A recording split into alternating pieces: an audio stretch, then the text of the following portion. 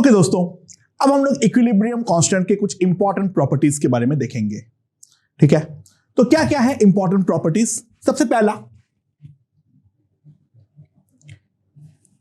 हम के इक्विलिब्रियम जो लिखते हैं, जो concentrations, right, only concentrations at equilibrium, that is when they do not change with time, when they do not change with time, can be written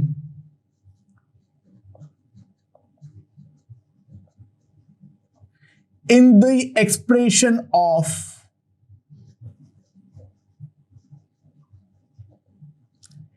K equilibrium.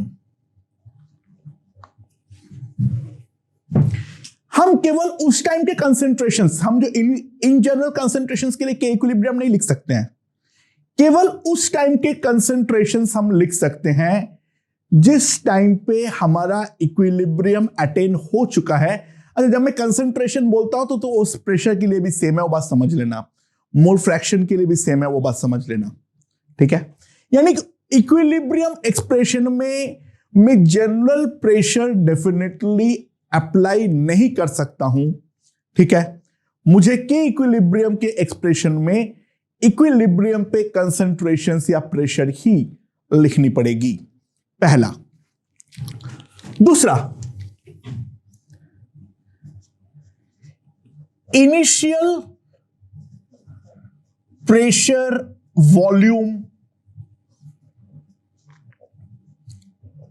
moles have no effect on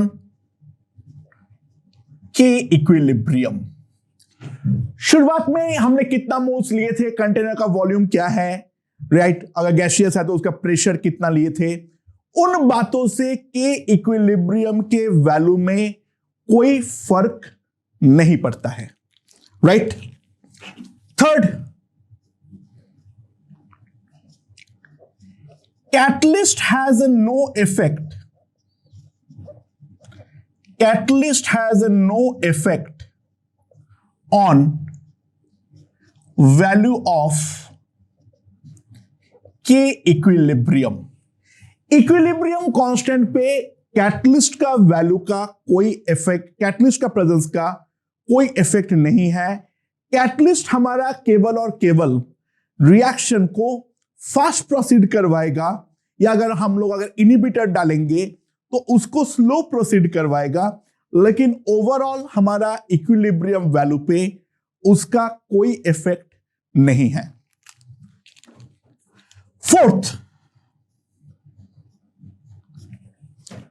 fourth क्या है?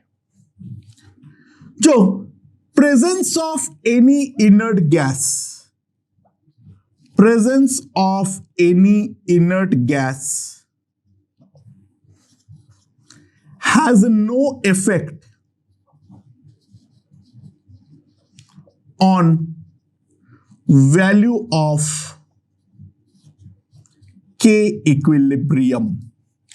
कोई inert gas हमारा present है, उस बात से हमारा K equilibrium के वैल्यू में कोई इफेक्ट नहीं पड़ेगा। तो फर्क किस किस बात पे पड़ेगा? फर्क किस किस बात पे पड़ेगा? फैक्टर्स इन्फ्लुएंसिंग द के इक्विलिब्रियम वैल्यू। कोई एक रिएक्शन के लिए इक्विलिब्रियम वैल्यू में कौन कौन सा फैक्टर्स इफेक्ट करेगा? अच्छा, सबसे पहला, मोड ऑफ राइटिंग।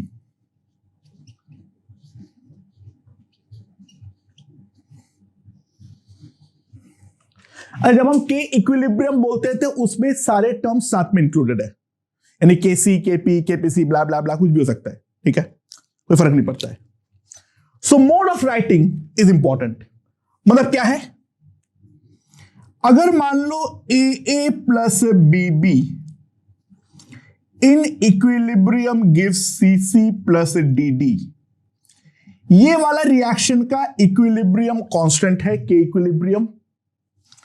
तो इसको अगर हम उल्टा लिखेंगे CC plus DD gives AA plus BB,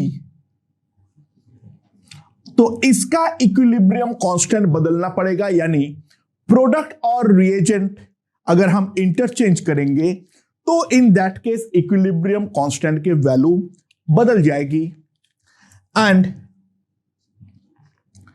the relation between them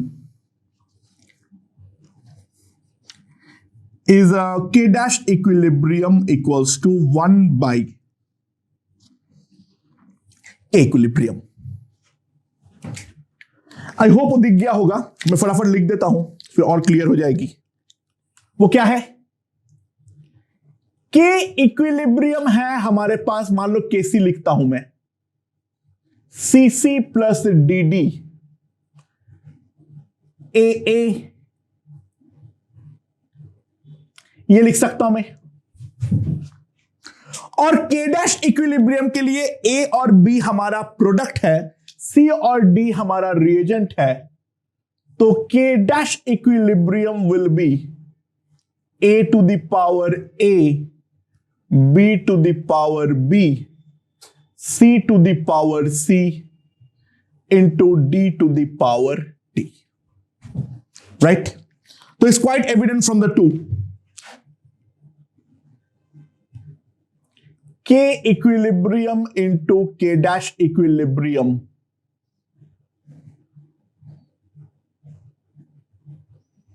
one by K equilibrium।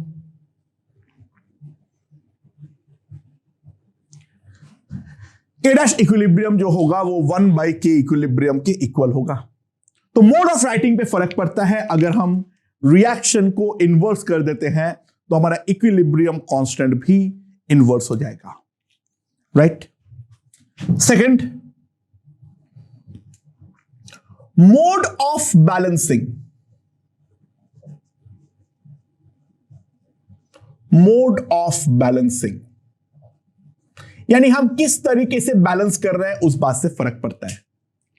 Right? सो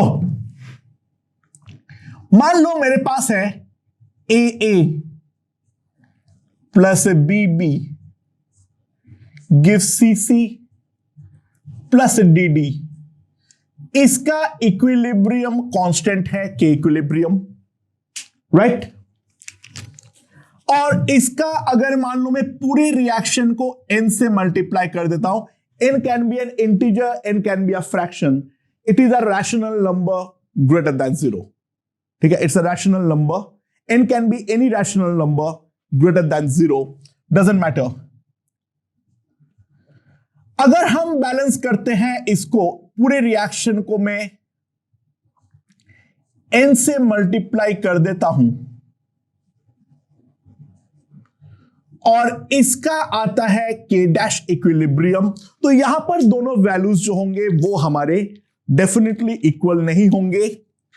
इनमें जो इंपॉर्टेंट रिलेशन रहेगा, K dash equilibrium will be K equilibrium to the power n. N is any rational number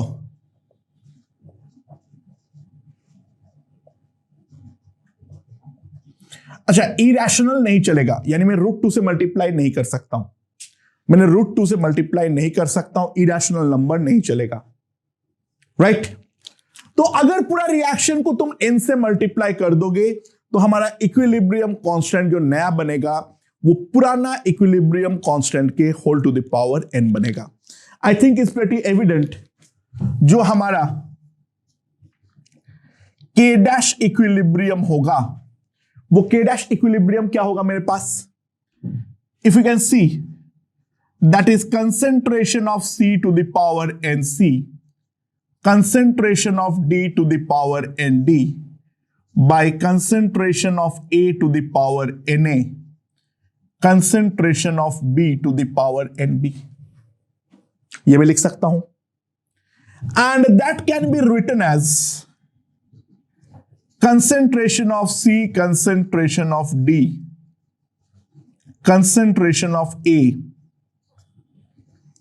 in powers को चढ़ा दो, इसका whole to the power n, and we can clearly see that is equals to K equilibrium to the power n. यानी एक बात ध्यान रखना, K equilibrium has a unique value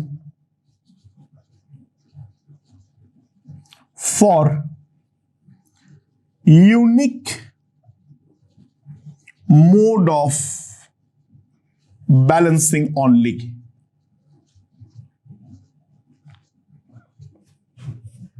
ठीक है, K equilibrium has a unique value for a unique mode of balancing only, right? यानी अगर हमारा मोड ऑफ बैलेंसिंग को हम बदलेंगे तो K equilibrium भी हमारा बदल जाएगी. और तीसरा,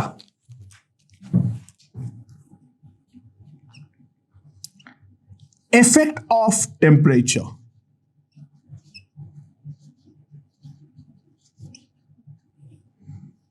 Effect of temperature. ठीक है, सो इफेक्ट ऑफ टेम्परेचर में क्या है? अच्छा, ये वाला पॉइंट अभी हमें समझ में नहीं आएगा, जब हम थर्मोडायनामिक्स पढ़ेंगे तो वहां पे इसके बारे में बहुत विस्तार में चर्चा करेंगे. अभी हम कुछ चीजों को रट लेंगे, वो ये है, if no heat is absorbed or released during if no heat is absorbed or released during reaction, then temperature has no effect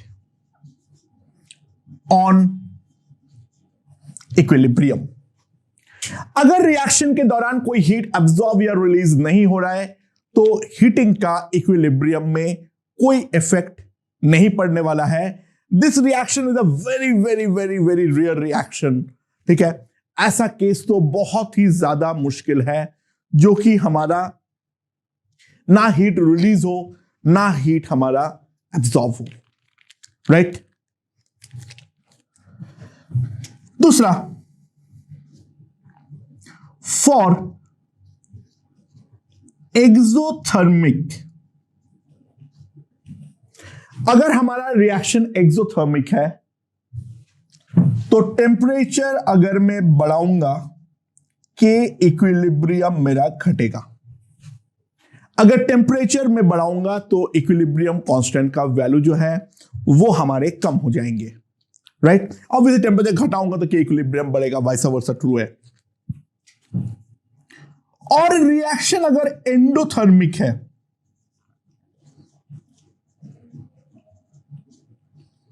तो टेम्परेचर अगर मैं बढ़ाऊंगा तो के इक्विलिब्रियम का वैल्यू भी हमारे बढ़ेंगे. ये वाला पॉइंट हमारा थर्मोडायनामिक्स में बहुत ही ज्यादा विस्तार में डिस्कस्ड है, ठीक है? लेकिन अभी हमें ये तीन चीज याद रखना पड़ेगा फिलहाल के लिए, ठीक है? ओके, अच्छा, इसके अलावा और क्या है? Combining the equations, combining the equations.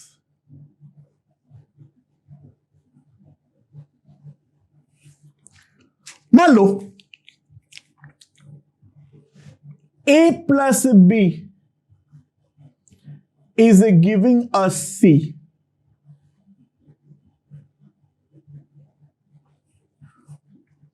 यह है हमारा, इसका दे रखा है के इक्विलिब्रियम. बट ये रिएक्शन एक्चुअली मल्टी स्टेप में होता है.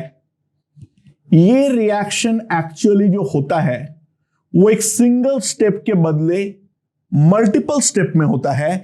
और वो मल्टीपल स्टेप्स क्या है? ध्यान देना, सबसे पहले A हमें देता है D प्लस E। ये वाला रिएक्शन का जो इक्विलिब्रियम कांस्टेंट है वो है K1। D और B हमारा आपस में कंबाइन होता है टू गिव यू F,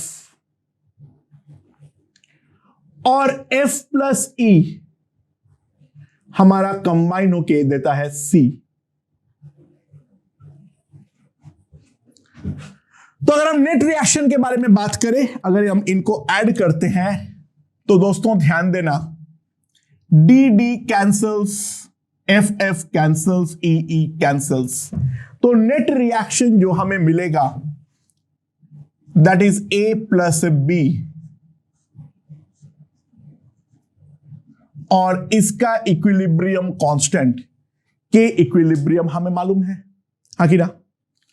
सुनाओ, what is the value of K1?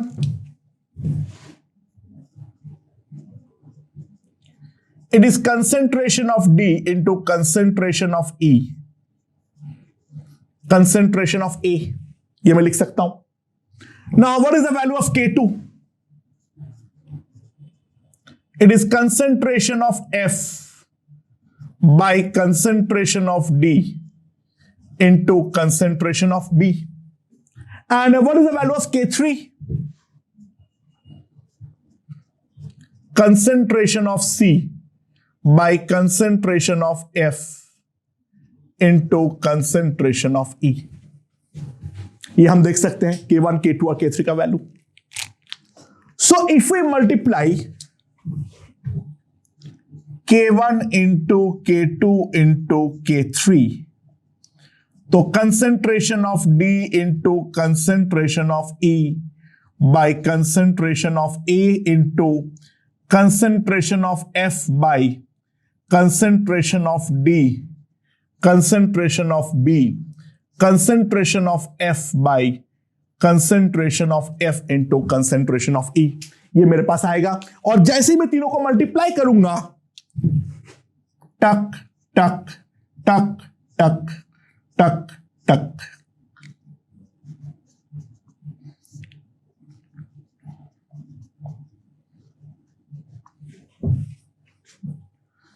and this value is equals to K equilibrium.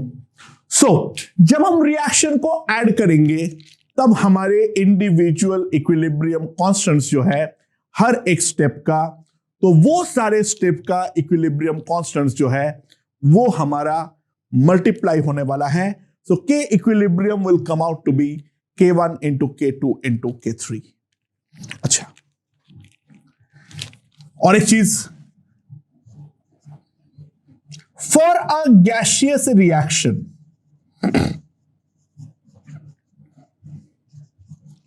For a gaseous reaction, ठीक है, यानी ए गैस। जब मैं गैसियस रिएक्शन बोलता हूं, अगेन बार बार याद दिला रहा हूं, मैं ये वाला पॉइंट बार बार तुम लोगों के दिमाग पे हिट करने का ट्राई कर रहा हूं। जब मैं गैसियस रिएक्शंस बोल रहा हूं तो इसके मतलब ये है जो उस पे सॉलिड और लिक्विड्स, प्योर लिक्विड जो सॉल्वेंट के फॉर्म में है वो कभी भी हो सकता है, बस एक्वस नहीं होना चाहिए, बस एक्वस नहीं होना चाहिए, दैट्स इट। इसके अलावा गैसियस रिएक्शन का और कोई मतलब नहीं है। A gas plus B gas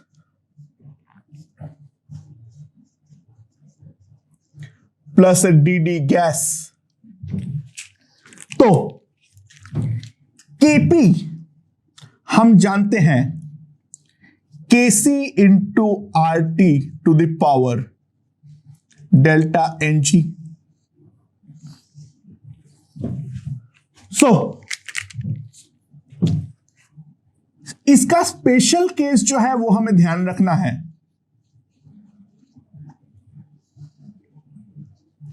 If delta Ng is equals to 0, if delta Ng is equals to 0, then Kp is equals to Kc। पहली बात तो ये होगा, एंड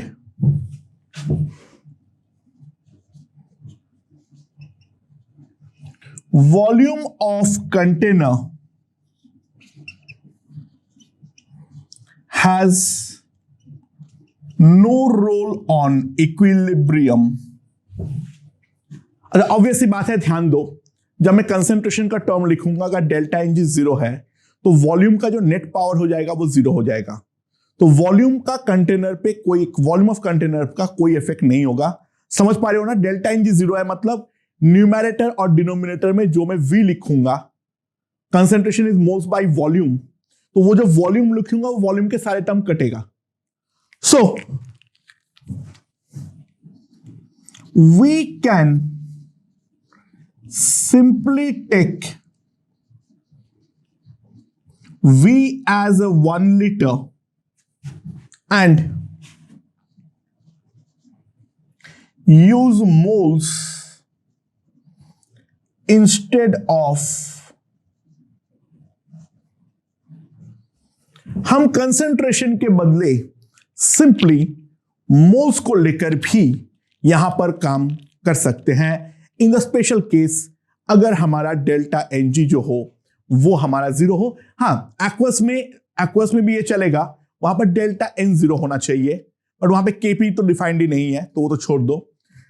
बाकी ये है मेन फंडा।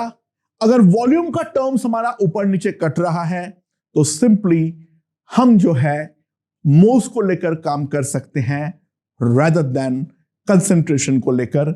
ये एक बहुत ही ज्यादा इंपॉर्टेंट पॉइंट है, बहुत सारे क्वेश्चन में ये काम आता है, राइट?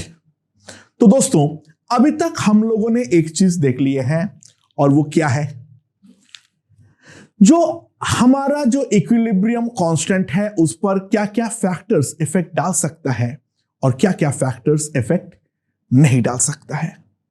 अब हर रिएक्शन में इक्विलिब्रियम कांस्टेंट्स के वैल्यू दिया हुआ होगा, और वहां से अब हम प्रेडिक्ट करेंगे the extent of reaction, right, and the direction of reaction. कोई भी अगर के दिया हुआ है तो उस रिएक्शन का एक्सटेंट कितना होगा, किस हद तक वो रिएक्शन होगा। और अगर मान लो हम एक कंटेनर में प्रोडक्ट, रिएक्टेंट सब कुछ डाल दिए, तो शुरुआत में रिएक्शन हमारा फॉरवर्ड चलेगा या बैकवर्ड चलेगा, वो मोड ऑफ रिएक्शन यानी डायरेक्शन ऑफ रिएक्शन के बारे में भी हम बातचीत करने वाले हैं दोस्तों। ओके।